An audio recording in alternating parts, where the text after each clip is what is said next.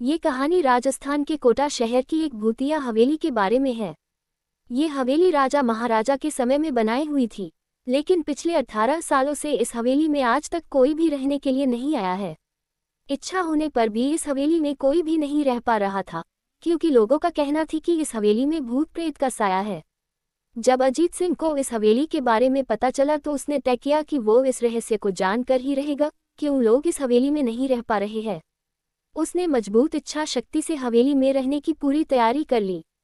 जब उसने हवेली के अंदर जाने के लिए पैर आगे बढ़ाए तो दरवाजे पे किसी अनजान व्यक्ति ने उसे रोक लिया और नजदीक जाके बोले, कौन हो आप और किधर जा रहे हो? अजित सिंह ने जवाब देने के बजाय उसने सामने सवाल किया, जी आप कौन? मेरा नाम अर्जुन सिंह है और मैं यही पास में ही रहता हूँ।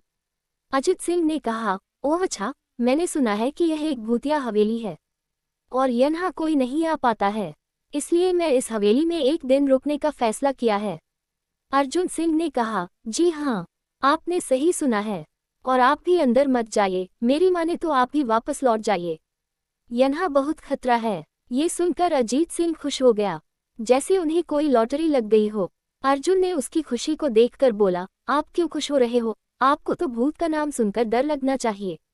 शायद आपको पता नहीं होगा कि मैं भूत प्रेत में काफी दिलचस्पी रखता हूँ। अगर इस हवेली में भूत है तो मैं अंदर जरूर जाऊंगा और सारी सच्चाई का पता भी लगाऊंगा। इतना कहकर अजीत सिंह उस हवेली में चले गए। अंदर जाके अजित ने अपनी बैग को साइड में रखा और हवेली के चारों ओर देखने लगा। सारे रूम भी चेक कर लिए। बाद में ड्राइंग रूम में आके सोफे पर बैठ गया। उसने वहां बैठकर दारू के 2-4 पैक भी पिए। वहीं अचानक उस रूम में लाइट का एक बल्ब चालू बंद होने लगी, लेकिन अजीत ने उस पर ध्यान नहीं दिया। थोड़ी देर बाद दूसरा बल्ब चालू बंद होने लगा, फिर तो हवेली की सारी लाइट चालू बंद होने लगी। ये सब देखकर अजीत अपनी जगह पे खड़ा हो गया और संपूर्ण सावचेत हो गया। अचानक उसके सामने एक छोटा टेबल हवा में उड़ने लगा, करीबन 6 फुट हवा में ऊपर जाके गोल गोल घूमने लगा और बाद में अजीत की ओर तेजी से आने लगा। अजीत ने तुरंत ही अपनी जगह बदल दी और दूसरी ओर चला गया और वो टेबल वहीं जाके गिरा जहाँ अजीत खड़ा था। अजीत कुछ समझ पाता उतने में सोफे की शीट उसकी ओर आने लगी। वो जल्द खड़ा हो गया और छलांग लगा के दूसरी ओर कूद गया, जिसके कारण सोफा दीवार को टकराया और अजीत बच गया। अचानक सब कुछ शांत हो गया। अजीत ने चारों ओर सतर्कता से देखा और बड़ी आवाज में बोला, तुम जो भी हो सामने आकर के बात करो। वहीं एक बड़ी परछाई उसके सामने आई। अजीत ने उस परछाई को देखकर बोला, कौन हो तुम और क्यों मुझे मारना चाहते हो? परछाई, तुम्हारी भूल के कारण।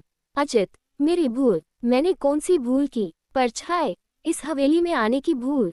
मैं किसी को भी इस हवेली में खुश नहीं देख सकता।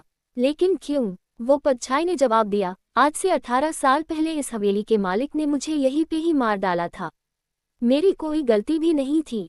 इस कारण की वजह से मेरी आत्मा इस हवेली में भटकती रहती है। मैं किसी को भी इस हवेली में नहीं रहने दूंगा, क्योंकि इस हवेली में मेरा खून हुआ था। इस हवेली में जो भी रहने के लिए आएगा उसकी मौत होगी।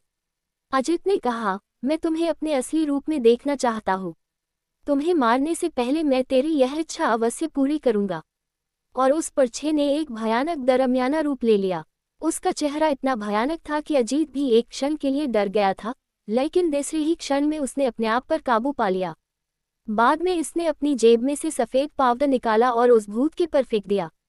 भूत के पर पवदा पड़ते ही वो जलने लग गया।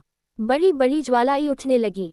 वो बहुत जोर जोर से चिल्लाने लगा और बाद में पूरी तरह से जल गया। उसके बाद अजीत ने चैन से सांस लिया और वहीं पर सो गया। दूसरे दिन सुबह जब अजीत को सही सलामत हवेली से बाहर आते देख अर्जुन को आश्चर्य हुआ। अर्जुन ने अजीत से पूछा, तुम कैसे जिंदा हो? जब अजीत ने अर्जुन को कल रात को घटी घटना को पूरी तरह से बताया और बोला, अब ये हवेली भूतिया हवेली नहीं रही।